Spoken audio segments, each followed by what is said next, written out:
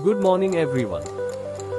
We are here today to address one of the most critical public health emergencies of our time, air pollution in India.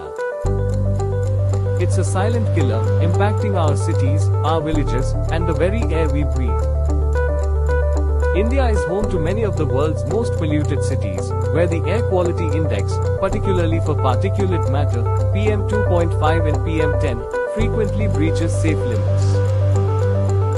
This isn't just an environmental issue, it's an economic burden and a major health crisis, costing millions of lives and reducing life expectancy by years. To solve this, we must first understand the enemy. Air pollution in India is a cocktail of multiple sources, primarily vehicular emissions, rapid urbanization and an explosion of personal vehicles, often running on older, less efficient engines, release tons of harmful gases and fine particulates. Industrial emissions, polluting industries, like coal-fired power plants, brick kilns, and manufacturing units, often lack modern emission control technology, pumping out sulfur dioxide, nitrogen oxides, and heavy PM. Biomass and crop burning. Especially in North India, the seasonal burning of agricultural residue, or stubble, creates massive smoke plumes that travel far, severely degrading air quality in cities like Delhi. Indoor cooking using solid fuels in rural areas is another significant contributor. Construction dust and AMP, waste burning, unregulated construction activity generates huge amounts of dust. Open burning of municipal solid waste further releases toxic smoke into the atmosphere. The scale of the problem demands a multi-pronged, systemic solution.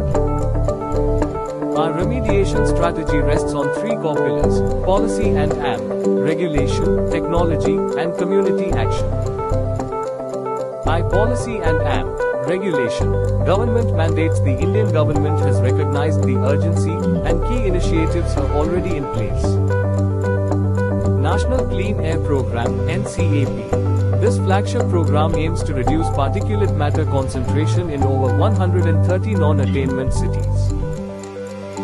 The target is an ambitious reduction of up to 40% by 2026.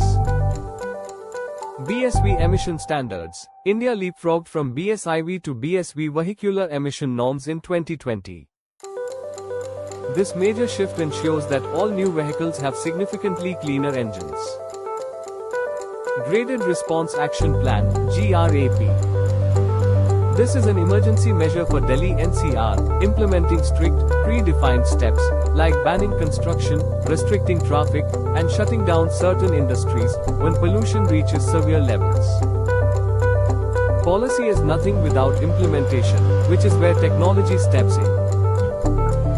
Cleaner transport. We need a massive, accelerated shift to electric vehicles, EVs. Government schemes like FAME2 provide subsidies and build charging infrastructure. Furthermore, expansion of public transport, especially metro systems and high-capacity buses, is crucial.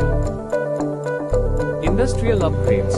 Strict enforcement of continuous emission monitoring systems, CEMS, is vital for real-time tracking of industrial pollution. Encouraging adoption of cleaner fuels like piped natural gas, PNG, over coal and furnace oil is key. Stubble management. Instead of burning, farmers are now being incentivized to use, in situ, on-field, solutions like the Pusa decomposer, a microbial solution that quickly breaks down stubble into manure. We need to make this solution universally accessible and affordable. Construction and AMP. Dust control. Mandatory use of anti-smog guns, dust suppressants, and green netting at all construction sites must be strictly enforced. Beyond traditional methods, India is exploring innovative, high-tech solutions. Emissions trading schemes, it's pioneered in Gujarat, and it allows the government to set a cap on total pollution and lets industries trade permits to pollute, incentivizing the cleanest firms and pushing up the cost for the most polluting. Air purification towers. While controversial, technologies like smog towers and smaller, localized air purification units, like CSIR NEERI's Vayu, are being tested in high-density traffic areas to provide immediate, local relief. Decentralized monitoring. Using low-cost air quality sensors to create dense, hyperlocal pollution maps helps pinpoint and regulate specific hotspots more effectively than broad, city-wide mandates. This fight, however, cannot be won by government or technology alone. It needs Jan Bhagidari, people's participation. Adopt, don't burn. Farmers must adopt the stubble decomposition method.